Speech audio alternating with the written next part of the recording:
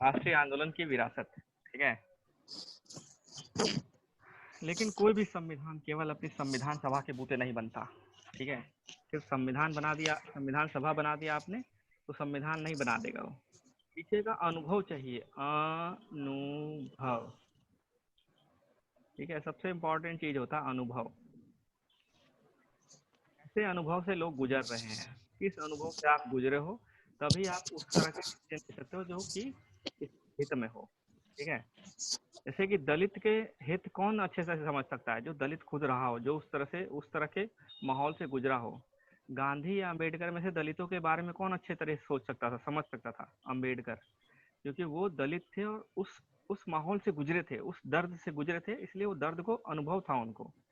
और गांधी जी उस अनुभव से नहीं गुजरे तो उनको पता ही नहीं था कि दलित होने का अनुभव होता क्या है, ठीक है। उन्होंने वर्ण जाति कभी नहीं त्यागने के लिए कहा, उन्होंने कहा जो वर्ण जाति है वो ऐसे ही रहनी चाहिए, ठीक है। क्योंकि उनको नहीं पता था कि दलित होने का मतलब क्या होता है, दलित को एक बच्चा जो होता है किस अनुभव से गुजरता है, ठीक है। तो इसीलिए अनुभव बहुत इंपॉर्टेंट है। इतने बड़े नेता होते हुए भी वो वर्ण को वैसे ही बोले करने रखने हाँ, के लिए, क्योंकि वो तो समझ ही नहीं पाया था इस चीज को। वो अनुभव नहीं करा ना उन्होंने कभी भी उस चीज को, उनको अनुभव कब हम्म। हुआ? और आंदोलन के प्रति भी या देश पे आंदोलन चलाने के प्रति भी उनको, या फिर किसी के पीछे, मतलब गांधी एक्चुअली जब कब इन चीजों में आया, पॉलिटिक्स में, राजनीति में अच्छे तरह से, मतलब अपने सेल्फ अपना छोड़ छाड़ के, जब उनको एक ट्रेन में धक्का दिया गया, जब उनको उन्हीं बच्चों के, हाँ हाँ ठीक है, जब वो जा रहे थे अफ्रीका में किसी फर्स्ट क्लास ट्रेन में चढ़ गए थे, तो उनको जब धक्का दे दिया गया उस ट्रेन से, तब उनको अनुभव हुआ कि गरिमा का हनन क्या होता है।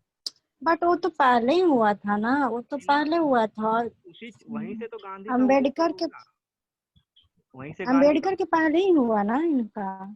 हाँ, जो भी है, मैं बोल रहा हूँ कि अनुभव, कौन किस अनुभव से कब गुजरा है, तभी वो उस चीज को समझ सकता है और उसके लिए आगे काम कर सकता है।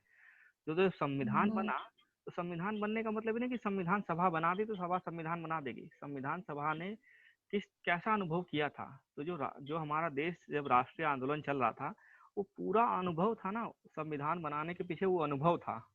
वही अनुभव संविधान, जो राष्ट्रीय आंदोलन चला प्लस जो विभाजन हुआ, वो दोनों अनुभव मिलके फिर संविधान का निर्माण हुआ, ठीक है। पूरा राष्ट्रीय आंदोलन चला, किस तरह से लोगों ने लड़ाई लड़ी, बिना हिंसा के या फिर लड़ झगड़ के, अपनी बातें आगे रख के, नागरिकता क्या होती है, मौलिक अधिकार कितने देने चाहिए, क्या इतना जरूरी है मौलिक अधिकार, ये अनुभव राष्ट्रीय आंदोलन के दौरान हुआ।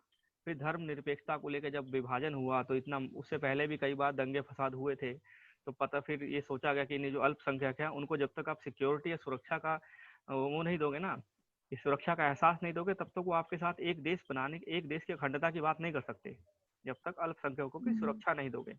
तो ये भी चीजें संविधान में डाली गई, तो ये अनुभव ही है सारा, सब कुछ इसी पे डिपेंड करता है कि आपने कैसा अनुभव किया।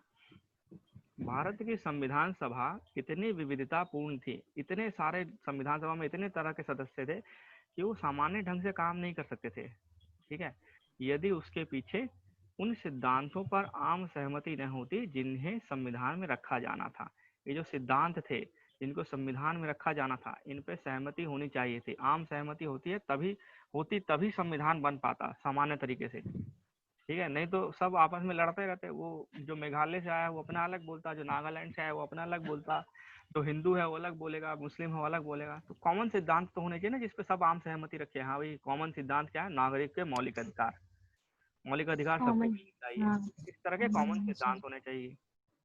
तो संविधान स्वतंत्रता आंदोलन के दौरान, सॉरी, स्वतंत्रता आंदोलन के दौरान सहमति बनी। एक तरह से संविधान सभा केवल उन सिद्धांतों को मूर्त रूप और आकार दे रही थी। एक तरह से देखा जाए तो संविधान सभा उन्हीं सिद्धांतों को आकार दे रही थी जिनको स्वतंत्रता आंदोलन के समय में बनाया गया, जिन सिद्धांतों पे स्वतंत्रता आंदोलन लड़ा गया, ठीक है ना, जिन सिद्धांतों पे राष्ट्र में आंदोलन हुआ, उन्हीं सिद्धांतों को एक आकार दिया गया संविधान के दौरान, संविधान सभा में। बाकी कुछ नया नहीं हुआ एकदम एक्चुअली में, क्योंकि मौलिक अधिकार देख लो या फिर एक क्या कहते हैं, इकोनॉमिक वो देख लो, जो भी है चीजें, वो सब राष्ट्रीय आंदोलन के दौरान उनका स्वरूप बन चुका था, खाली संविधान में उसको एक आकार दे दिया, ठीक है, जो आकार दे रही थी जो उसने राष्ट्रीय आंदोलन से विरासत में प्राप्त की थी। संविधान लागू होने के कई दशक पूर्व से ही राष्ट्रीय आंदोलन इन प्रश्नों पर चर्चा हुई थी। ये म्यूट कर लीजिए सब। संविधान लागू होने से कई दशक पूर्व, कई दसियों साल पहले राष्ट्रीय आंदोलन जब चल रहा था तो इन प्रश्नों पर चर्चा हो चुकी थी, हो रही थी या हो चुकी थी, जो संविधान बनाने के लिए प्रासंगिक थे। जैसे भारत आज़ादी के बाद कैसा होगा, तो ये तो राष्ट्रीय आंदोलन में भी चला था। भारत में सरकार का स्वरूप कैसा होगा, क्या वही राजतंत्र आना चाहिए या लोकतंत्र आना चाहिए, संरचना कैसी होगी, ये सब चीज़ों को पहले ही बात हो चुकी है। हम किन मूल्यों का समर्थन करना चाहिए, मूल्य क्या होने चाहिए, न्याय, गरिमा, एकता, ये सब न्याय है, ये सब मूल्य हैं, इन सब मूल्यों का समर्थन करना चाहिए। किन असमानताओं को दूर करना चाहिए, जैसे कि छुआछूत वाली असमानता है, इन असमानताओं को दूर करना चाहिए, तो पहले ही हो चुका था ना, वो तो संविधान में लिखा गया, खाली आकार दे दिया गया। ठीक है, उस अनुभव पे, जो अनुभव कब हुआ था, राष्ट्रीय आंदोलन के दौरान हुआ था। ठीक है, जो अनुभव राष्ट्रीय आंदोलन के दौरान हुआ था उन्हीं को आकार दे दिया गया, और ये क्या कहलाया, फिर संविधान कहला गया। ठीक है, ये संविधान कहलाया गया। तो मेन चीज तो था राष्ट्रीय आंदोलन। राष्ट्रीय आंदोलन में जिन सिद्धांतों के ऊपर बात तय हुई, जिन सिद्धांतों के ऊपर आंदोलन किया गया, ठीक है, जिन मूल्यों का समर्थन किया गया, वो भी स्वतंत्रता आंदोलन के दौरान जिन मूल्यों का समर्थन किया गया, भारत का स्वरूप कैसा होना चाहिए, पहले ही बहस हो चुकी थी, तो वही संविधान में लिख दिया, अंतिम रूप में दे प्रदान कर दिया गया। ठीक है, फिर राष्ट्रीय आंदोलन से जिन सिद्धांतों को संविधान सभा में लाया गया, उसका सर्वोत्तम सारांश हमें नेहरू ने, जैसे 9 दिसंबर 1946 को बना था ना, सॉरी 1946 में बना था संविधान सभा, पहला कब हुआ था, पहली बैठक? हाँ हाँ, 9 दिसंबर 1946 पहली बैठक हुई थी। ठीक है, और फिर उसी महीने में 1946 में ही नेहरू जी ने उद्देश्य प्रस्ताव लाया। ये मेरे ख्याल से उद्देश्य प्रस्ताव लाया गया था 13 दिसंबर को, कंफर्म करना, लूसेंट में लिखा गया होगा। ठीक है ना, तो 13 दिसंबर को नेहरू उद्देश्य प्रस्ताव लाए कि संविधान में क्या उद्देश्य, क्या है हमारा संविधान। होता ना कि पहले भूमिका तैयार की जाती है कि हम ये मीटिंग क्यों कर रहे हैं, संविधान सभा पे किन किन बातों पे चर्चा हो, कैसा क्या क्यों संविधान सभा क्यों हो रही है, तो इस पर एक उद्देश्य प्रस्ताव लाया गया कि संविधान सभा का उद्देश्य क्या है। ठीक है, नेहरू प्रधानमंत्री बन चुके थे उस टाइम। ठीक है, आंतरिक रूप से प्रधानमंत्री बने ना, आंतरिक क्या कुछ बोलते हैं उस वर्ड को, भूल गया वर्ड क्या होता है। ठीक है, तो नेहरू उस टाइम एक तरह से प्रधानमंत्री बन गए थे, तो उन्होंने अंतरिम, हाँ अंतरिम प्रधानमंत्री थे, तो वो उद्देश्य प्रस्ताव लाए। ठीक है, इस प्रस्ताव में संविधान सभा के उद्देश्यों को परिभाषित किया गया। इस प्रस्ताव में संविधान की सभी आकांक्षाओं मूल्यों को समाहित किया गया। ठीक है, समाहित किया गया। पिछले भाग में जिसे संविधान के मौलिक प्रावधान कहा गया था, वह वास्तव में उद्देश्य प्रस्ताव में समाहित मूल्यों से प्रेरित और उसके सारांश ही हैं। जो मौलिक प्रावधान लिखे गए, संविधान में लाए गए, वो इसी उद्देश्य प्रस्ताव से ही सारा से प्रेरित थे। और ये उद्देश्य प्रस्ताव किससे प्रेरित था, ये खुद राष्ट्रीय आंदोलन से प्रेरित था। ठीक है, नेहरू उद्देश्य प्रस्ताव लाए। अगर मैं ऊपर वाले डायग्राम में यहाँ चले जाऊं, जो मैंने बनाया यहाँ पे,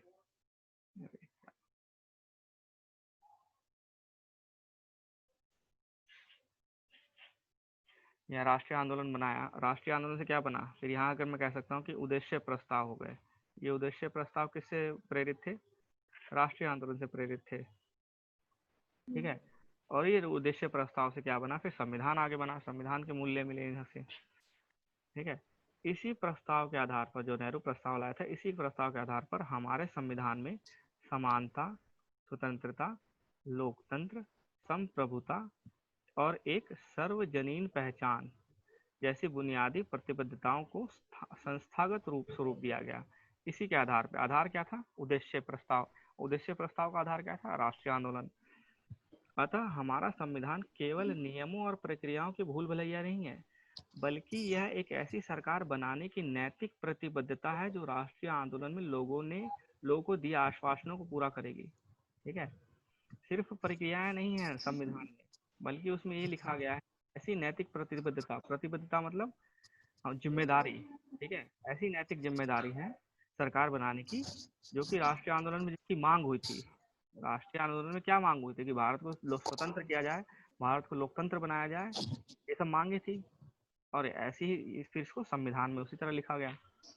ठीक है, संविधान में सिर्फ नियम नहीं है, संविधान में एक नैतिक जिम्मेदारी भी लिखी गई है। फिर है संस्थागत व्यवस्थाएं। ठीक है, संस्थागत व्यवस्थाएं। संविधान को प्रभावी बनाने का तीसरा कारक क्या है? सरकार की सभी संस्थाओं को संतुलित ढंग से व्यवस्थित किया जाए। ठीक है, सरकार को पहला कारक क्या था, दूसरा कारक क्या था, तीसरा कारक ये लिखा हुआ। ठीक है, पहला कारक लिखना आप अपने पेपर में, दूसरा कारक लिखना, तीसरा कारक ये। पहला कारक क्या था? पहला कारक क्या था संविधान के प्रभावी बनाने के लिए? भूल गए, अभी पढ़े थे, अभी भूल गए। दूसरा कारक क्या था? जस्ट पहले पढ़े हैं, राष्ट्रीय आंदोलन।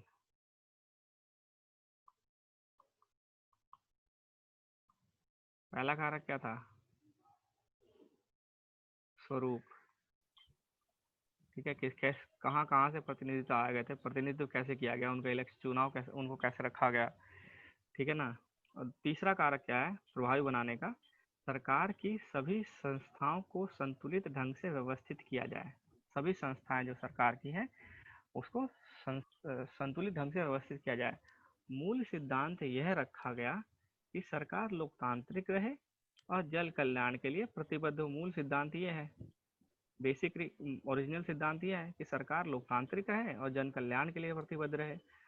संविधान सभा ने शासन के विभिन्न अंगों, 3 अंग होते हैं, विधायिका, कार्यपालिका और न्यायपालिका, इनके बीच समुचित संतुलन स्थापित करने के लिए बहुत विचार मंथन किया कि इनके बीच में हमें संतुलन रखना है। जैसे उस समय अमेरिका का संविधान बन चुका था, अमेरिका के संविधान में भी तीनों चीजें थी, विधायिका, कार्यपालिका और न्यायपालिका। लेकिन अमेरिका में जो ये बॉर्डर, ये जो है ना लाइन, ये दीवार है, ये मजबूत दीवार है। ठीक है, तो भारत में चला बात कि भाई इतना ही मजबूत दीवार रखना है क्या विधायिका और कार्यपालिका के बीच में, कोई हस्तक्षेप नहीं होना चाहिए क्या, या इस तरह कोई हस्तक्षेप नहीं होना चाहिए। तो इस पर विचार मंथन चला कि कैसे हमें रखें, कैसे शक्तियों को, कब शक्ति कैसे बांटे इन तीनों में। ठीक है, शक्तियों का बंटवारा इन तीनों अंगों में कैसे करें। संविधान सभा ने संसदीय शासन व्यवस्था और संघात्मक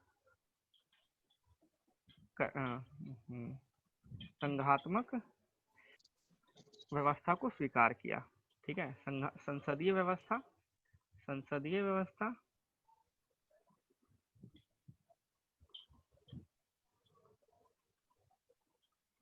ये व्यवस्था आपको पता है क्योंकि हम पिछली क्लास में बहुत पढ़ा है। और संघात्मक सरकार ही पढ़ा है, संघ सरकार, संघात्मक सरकार। ठीक है, आपने रिवाइज नहीं किया होगा, फिर अभी 11th क्लास की फाइनल किताब है, इसके बाद कुछ नहीं पॉलिटी में, इससे ऊपर लक्ष्मीकांत भी नहीं पढ़ा सकता आपको। ठीक है, तो आपने रिवाइज किया होगा तो बहुत अच्छा है, नहीं रिवाइज किया होगा तो फिर कीजिए टाइम पास। ठीक है, तो संविधान सभा ने क्या स्वीकार किया?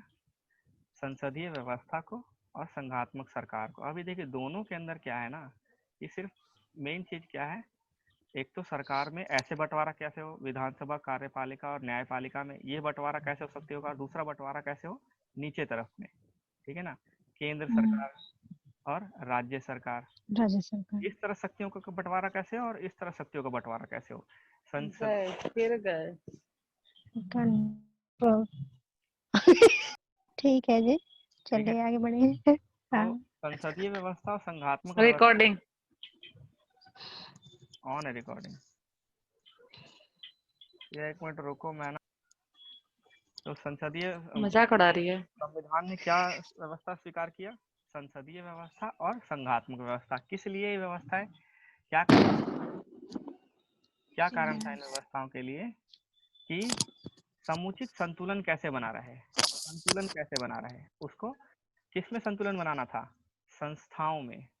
संस्थाएं क्या होती हैं? कार्यपालिका, न्यायपालिका, विधायिका, केंद्र सरकार, राज्य सरकार, स्थानीय सरकार, ये संस्थाएं हैं। ठीक है, इन संस्थाओं में आपको संतुलन बना के रखना है, कोई एक दूसरे पर बहुत ज्यादा हावी ना हो जाए।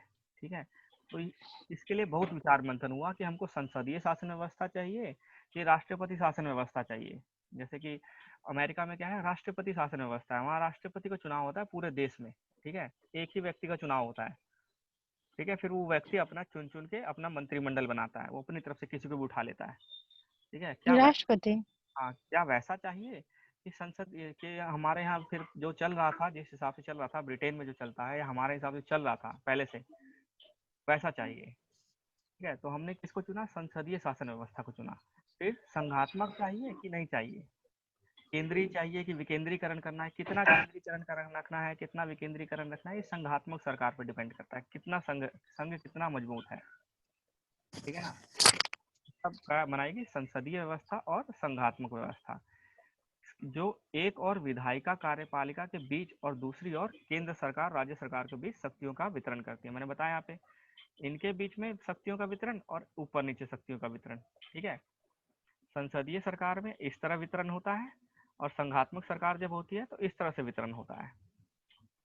ठीक है, शासकीय संस्थाओं की सर्वाधिक संतुलन व्यवस्था स्थापित करने के में हमारे संविधान निर्माताओं ने दूसरे देशों के प्रयोग का इस्तेमाल किया, अनुभव का इस्तेमाल किया। ठीक है, दूसरे देशों के प्रयोगों और अनुभवों से कुछ सीखने में कुछ संकोच नहीं किया। ठीक है, अब ये देखते हैं कि कौन कौन से देश से क्या क्या ले लिया उन्होंने। ठीक है, इस प्रकार हमारे संविधान निर्माताओं ने दूसरे संवैधानिक परंपराओं से कुछ ग्रहण करने से कोई परहेज नहीं किया। कहीं और अगर कोई संविधान है उसमें क्या अच्छी चीजें चल रही हैं वो भी ले ली गई। यह उनके व्यापक ज्ञान का प्रमाण है। ऐसा नहीं कि कुछ भी चल रहा हो, अच्छा लग रहा है कि अरे अच्छा लाइन लिखा हुआ है चलो कॉपी कर लेते हैं, नहीं, उससे विचार विमर्श किया गया। और विचार विमर्श तभी कर सकते हैं जब उनका खुद का ज्ञान बहुत ज्यादा हो। अगर मैं आपको कह दूं कि नहीं आप लोकतंत्र पर विचार विमर्श कीजिए, तो आप तभी कर सकते हो ना जब आपने छठी से लेकर 11वीं तक की किताब पढ़ ली है पहले। आपने पढ़ा ही नहीं तो आप विचार विमर्श कैसे करोगे लोकतंत्र के ऊपर? तो उनका ज्ञान बहुत व्यापक था। ठीक है, प्रमाण यह है कि उन्होंने किसी भी ऐसे बौद्धिक तर्क या ऐतिहासिक उदाहरण की अनदेखी नहीं करी, कुछ भी नहीं छोड़ा जो उनके कार्य को संपन्न करने में जरूरी हो। ठीक है, उन्होंने विभिन्न देशों से अनेक प्रावधान को ले लिया, लेकिन उन विचारों को लेना कोई नकलची मानसिकता नहीं है। सिर्फ हमने मान लीजिए अमेरिका से ले लिया, कहीं और से कुछ ले लिया, ये नकलची मानसिकता नहीं है। ठीक है, हमें भारत में क्या सूट कर रहा है, ठीक है, भारत के लिए क्या सूट कर रहा है, हमें अगर ज्ञान नहीं है, जब तक नकल तो वो करता है इसके पास ज्ञान नहीं होता, लेकिन अगर ज्ञान नहीं है तो हमें कैसे पता लगेगा भारत को क्या सूट कर रहा है, ये संसदीय व्यवस्था सूट कर रही है कि अमेरिका वाली व्यवस्था सूट कर रही है, उसके लिए पहले ज्ञान होना चाहिए। बल्कि इस अलग से संविधान के प्रत्येक प्रावधान को इस आधार पर उचित सिद्ध करना था, उनको सिद्ध करना था कि वह भारत की समस्याओं और आशाओं के अनुरूप है। जैसे अगर उन्होंने कुछ अमेरिका से लिया, अमेरिकी संविधान से लिया, तो उनको साबित करना है कि वो भारत के लिए अनुरूप है, भारत की समस्याओं और आकांक्षाओं के लिए अनुरूप है। यह भारत का सौभाग्य ही है कि हमारे संविधान सभा ने संकुचित दृष्टिकोण छोड़कर, संकुचित मतलब बहुत छोटा दृष्टिकोण होता है जिसका, उसको छोड़कर संपूर्ण विश्व से सर्वोत्तम चीजों को ग्रहण किया और उसे अपना बना लिया। ठीक है, तो पूछा जाता है क्या संविधान उधार क्या था? हम ऐसा संविधान क्यों नहीं बना सके जिसे उधार ना लिया गया हो? तो उधार नहीं लिया गया है। ठीक है, फिर उसके बाद है हम पढ़ेंगे, ये बी आर अम्बेडकर ने कुछ कहा था। हम पूछना चाहेंगे कि विश्व इतिहास के इस पड़ाव पर बनाए गए संविधान में क्या कुछ नया भी हो सकता है? आज इस समय बनाए संविधान में यदि कुछ नया हो सकता है तो वह यह है कि उसमें केवल कुछ ऐसे परिवर्तन किए जाएं जो कमियों को दूर करें और उसे देश की आवश्यकताओं के अनुरूप बना सके। ठीक है, अगर पूछे कि हमारा संविधान क्या उधार का है, तो उसका जवाब दिया था भीमराव अम्बेडकर ने। इनसे ही पूछा गया था कि संविधान उधार का है, इन्होंने ये जवाब दिया था। ठीक है, फिर है कौन कौन से संविधान कहाँ कहाँ से लेकर, ये एकदम रट लेना। ठीक है, एकदम टिप्स पे रटा होना चाहिए, मोस्ट इम्पॉर्टेंट चीज है इस चैप्टर का। ठीक है, ब्रिटेन से क्या लिया गया? ब्रिटेन से क्या लिया गया? सर्वाधिक मत के आधार पर चुनाव जीत का फैसला, जिसको ज्यादा वोट मिलेगा वो जीतेगा। ठीक है, तो इसके बाद क्या सरकार का संसदीय स्वरूप। ठीक है, अमेरिका वाला नहीं लिया गया, ब्रिटेन वाला लिया गया। ठीक है, सरकार का संसदीय स्वरूप लिया गया। कानून के लिख दो ना यहाँ पर, लिखा तो हुआ है, लिखा हुआ है, सबका अलग करके लिखा हुआ है। हाँ हाँ हाँ, सॉरी सॉरी सॉरी, ब्रिटेन का लिखा हुआ है ना, ब्रिटेन वाला आ रहा है, हाँ ब्रिटेन हाँ हाँ हाँ, सरकार का फिर हो कानून के शासन का विचार।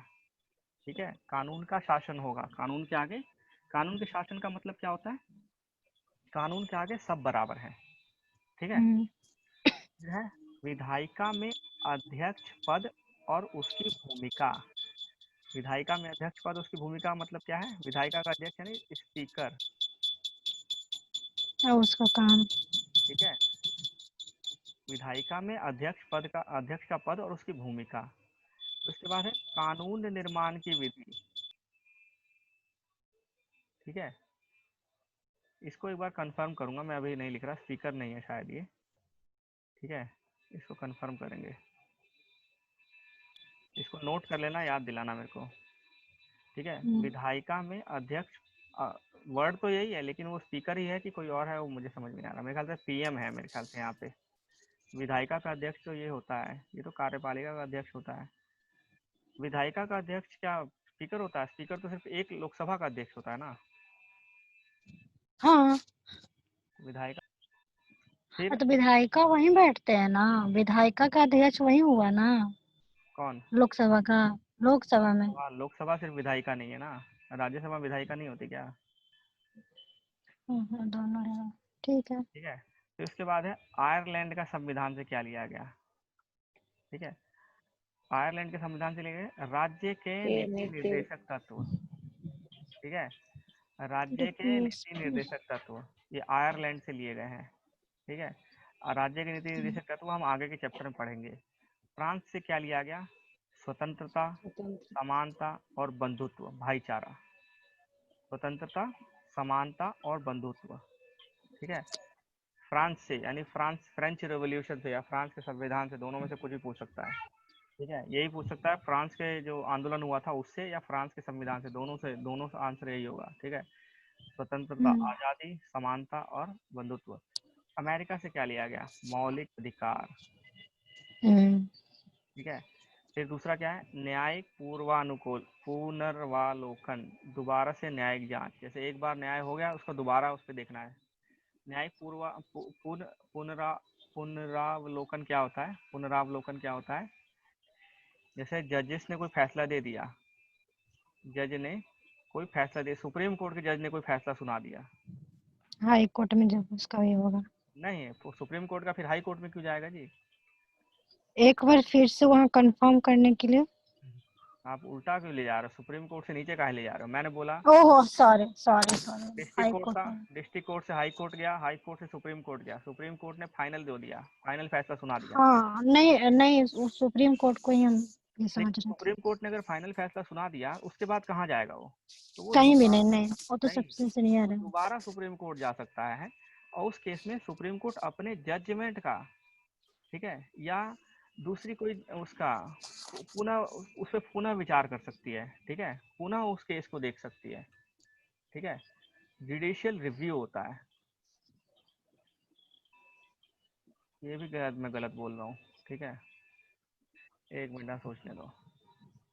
पुनः फिर वह इंग्लिश में, हिंदी इंग्लिश, इंग्लिश हिंदी,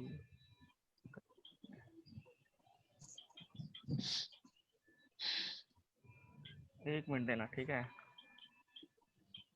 न्यायिक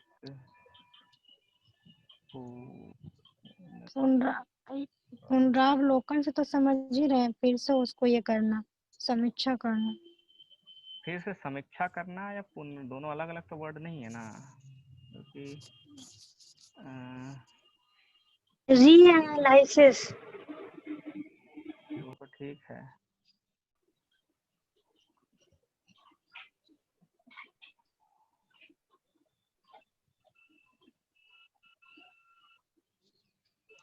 एनालिसिस तो कुछ और यूज हो जाएगा इसमें। एक मिनट छोड़ दो, मैं देख लेता हूँ।